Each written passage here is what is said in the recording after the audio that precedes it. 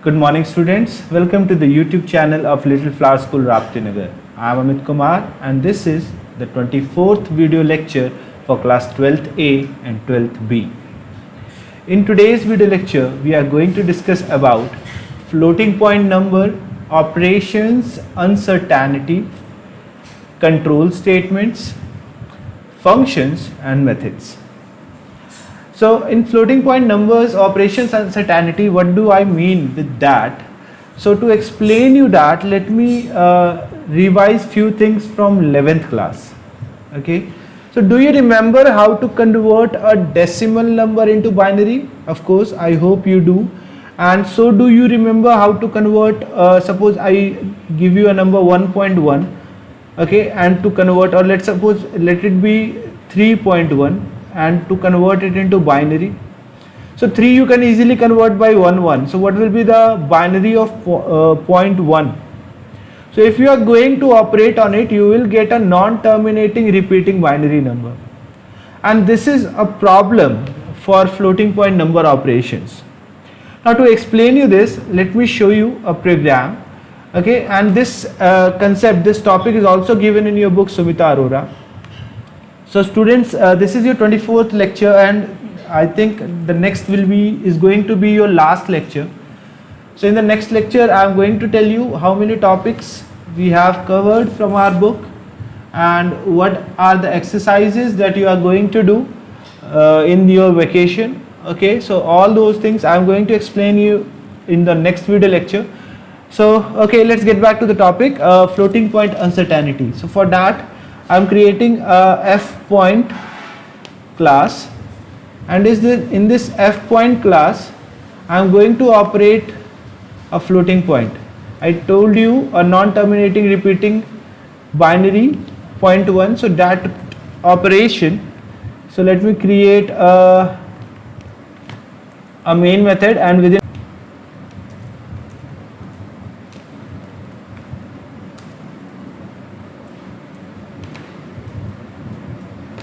now here I will print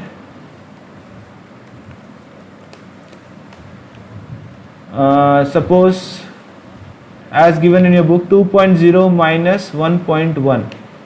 Okay, if I am going to perform this operation, because of the uncertainty of 0.1, a non-terminating repeating binary point, you would be expecting it to be 0.90, but the result would be something like this, 0.899999. Okay, so this kind of operation or this kind of result would be very misleading, especially when you are performing such operations for your project, right? So, and in such case, how you are going to operate, how you are going to perform the operation is very important. So what I am going to do here, I am just telling you a shortcut, a method of the system class, or I should say of the out object, and with the help of this method you can print or you can decide how many digits you want after the decimal places. Okay, now this is a method which we are actually writing in Java, but it's actually derived from C language. Now method name is printf, and you will call it as like you were calling the println, so system.out.printf. The only difference is here, to print the value you will use a format specifier. Now what are format specifier? Before I show you the program, the concept would be what are format specifier. So don't worry, we are not going to discuss the topic in detail because it's not the topic of the Java language, but there are few characters which specify the format of the data, okay, in many of the languages like C. And while using the printf method, we have to use the format specifier. Now all the format specifier starts with this % symbol, and there is a different format specifier for a different data type. Just like for float, the format specifier is f. So if we want to print float value here, we have to write down %f. Now make sure after writing this, you don't write a plus symbol over here, because printf will not use that plus symbol. Instead of that, you should use this comma operator. Okay, so %f, and then after closing of the string, and then comma, and then the operation. And now let's see what result it will show. So it will not show the exact result what we are expecting now, because we have not completed the statement, but it's printing the value, right? So it's printing %0.9. Okay, so if we are using the format specifier simply, still it will resolve our issue. But with the help of format specifier, you can also decide the number of digits after decimal places. Like if I will write 0.2f, so just see, I have written %0.2f. Now 0.2 means 2 digits after decimal places. So I am compiling it again, and let's see what will be the output. So you see, now only 2 decimal places are there after, digits are there after decimal point. So hence printf method is useful, and while you are operating with floating point numbers, that would be very useful for you. Now next topic, so the format specifier, so the floating point number operations uncertainty can be resolved with the help of printf method. The next topic to be discussed is control statement. And let me tell you, actually one doubt was raised by a student. Actually I forgot the name right now. I think Shivangi, but I am not sure. But one doubt was raised by a student related to control statement, like, sir, you told that there are 3 control statements: sequence, decision and loop, and in books it's written decision, loop and jump. Actually the thing is, in book they have given in detail, in loop control structure few statements are used which are also termed as jump statements. So they are also one more control structure, so it's not wrong, and you can say that they are part of loop control structure. Or even one more jump statement is there, return. So we are going to understand these jump statements today also. So it would not be saying wrong like decision, loop, jump and sequence are 4 control structures. Even I am considering sequence, this is a control structure in which we won't use any of these 3. Okay, so that's a sequence control structure. So in detail you can say there are 4 different types of control structures, right? Now in sequence control structure, I don't think so any problem would be there. In decision control structure, few statements are there, like if statement, if else statement, nested if else statement,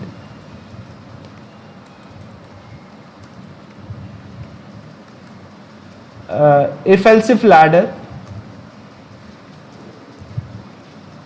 and conditional operator. So these are the few statements that are part of decision control structure. Okay, in loop control structure, the statements that are part of loop control structures are while loop or while statement, for statement and do while statement. There are 3 jump statements in Java, which are break, continue and return. So in decision control structure, you know if statement. I am not going to explain you how you are going to write about if, but I am going to just tell you about one place where students get confused when they are using if, and that place is while using semicolon with if. So in case if sample, I am creating if sample. In case if you are creating a class and if you are using if statement, so you should be careful about it. Now what should be thing that should be taken care? So while working with if a semicolon is there, like let's see this, a is equals to 10, and if a is greater than 10, and then let's print a statement over here, a, right? And if I put a semicolon over there, generally some of the students consider this semicolon as a syntax error. So I have seen even some of the papers of 11th class students doing such error. So I hope in 12th you are clear about it. It's not a syntax error.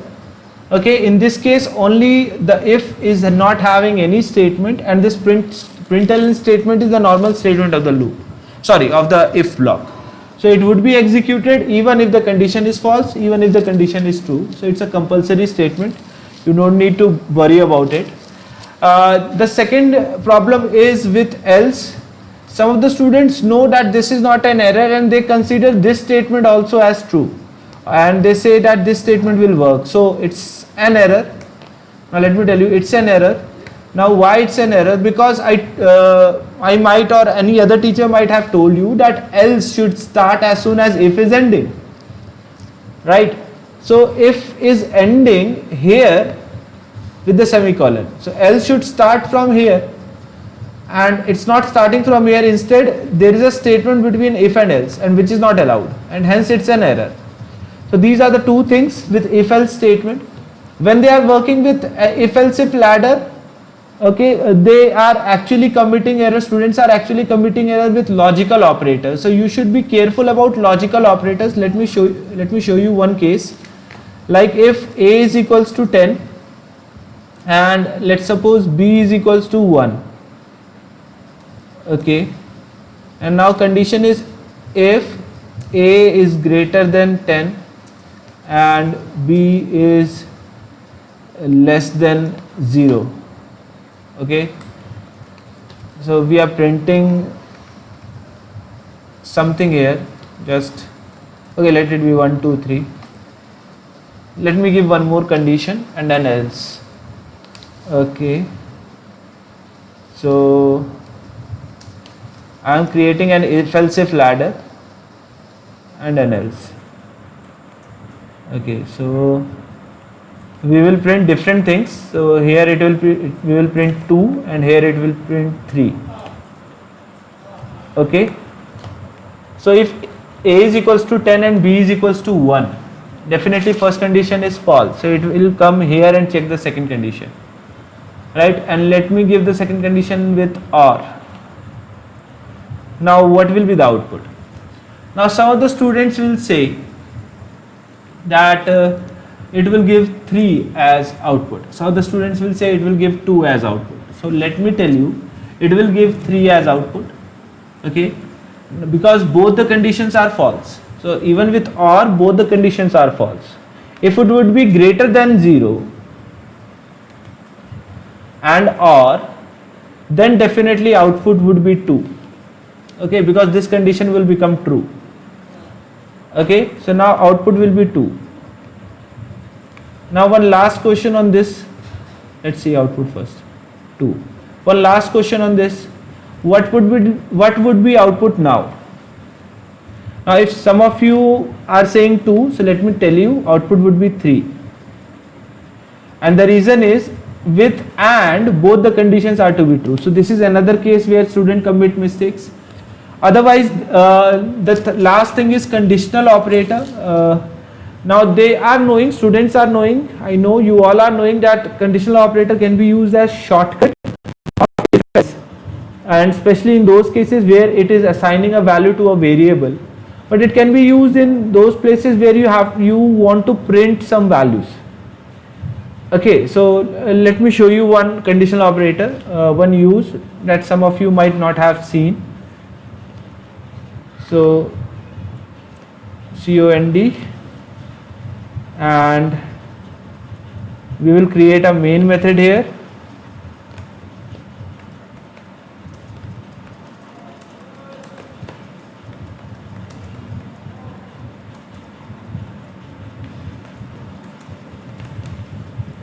Okay, so now here what I want, there are two variables, one with value 10, another with value 1, okay.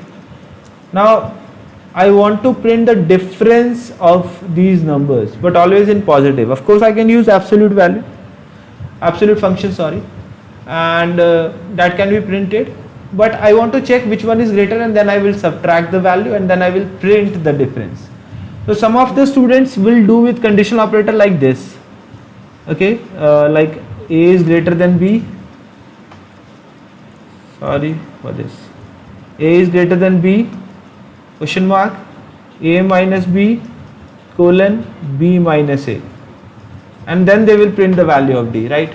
So you can simply use system.out.println over here, out.println println over here, right? And this whole conditional operator inside it. This can also be done with conditional operator. So the returning value will be printed. So 9, fine. And even if B is 19, okay, still the difference will be 9 only, but it will not print -9, it will print +9 only. So it's subtracting smaller value from the bigger value. So fine. We have discussed decision control structure. In loop control structure, I don't think so anyone is having any issue.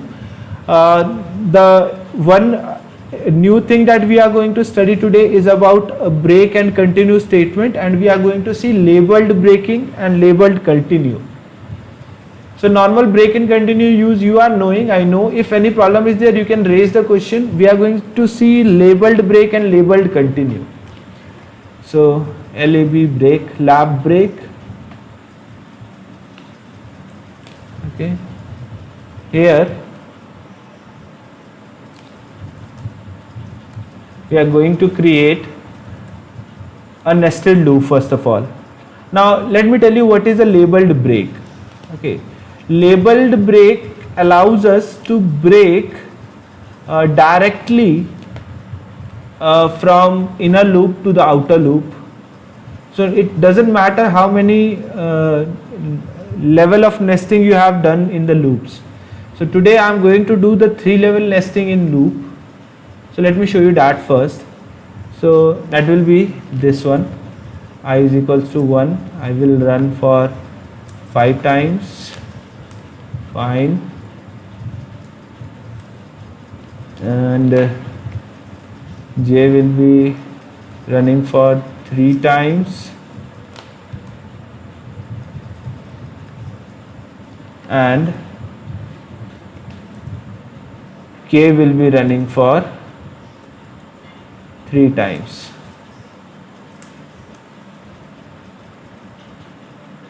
Now what we are going to do, we are going to print some value here.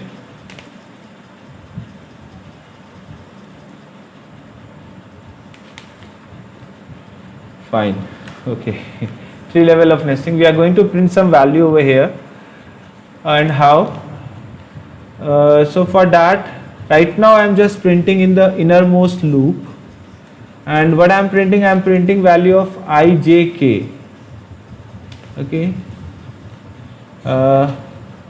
It will be I separated with a comma, J separated with a comma, and K. And I am going to change the line in the outermost loop. Okay, here. So let's see. Okay, one more thing. After printing K, let it be println. So 2 times line change will be there. Okay, let's see.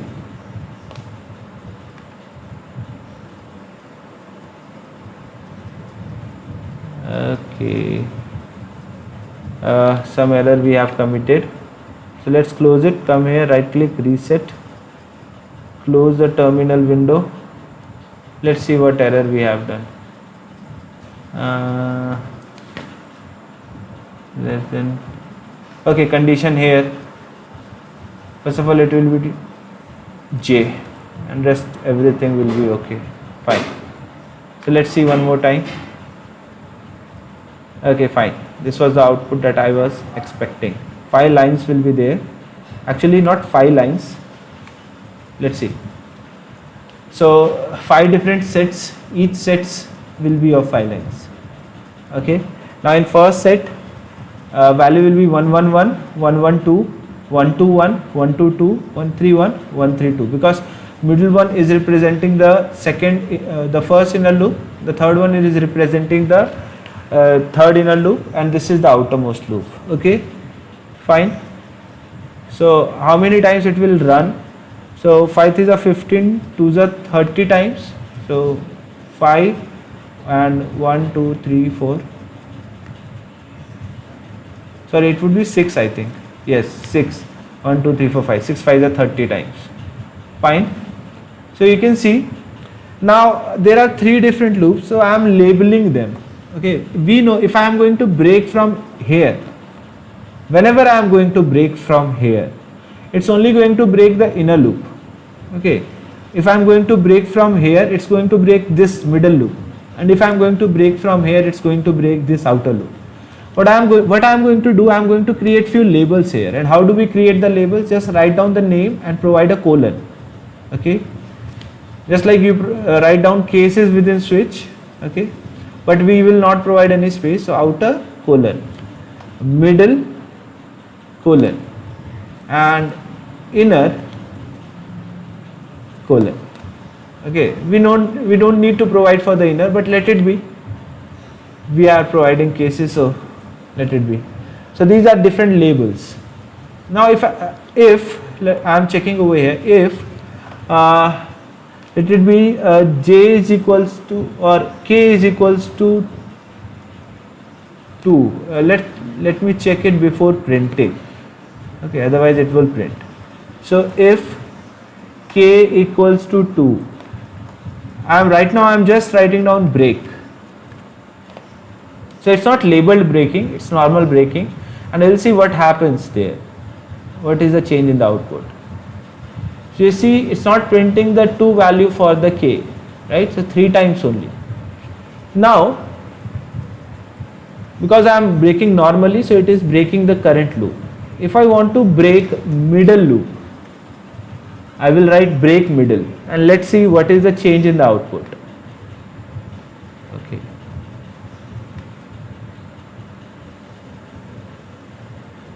So you see that the middle one is breaking for every k value. Whenever value of the k becomes true, the middle loop is breaking down. And now if I will write down break outer, so see the difference.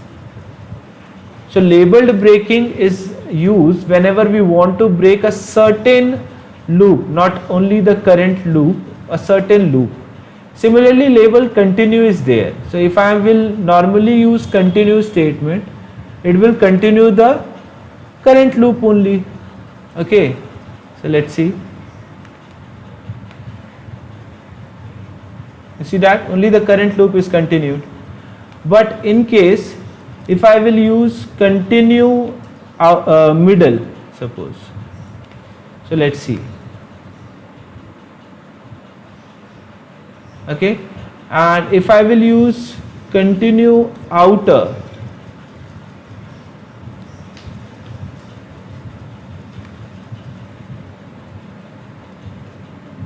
fine.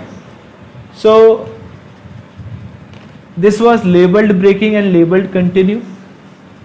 The next topic that we are going to discuss today is functions or methods.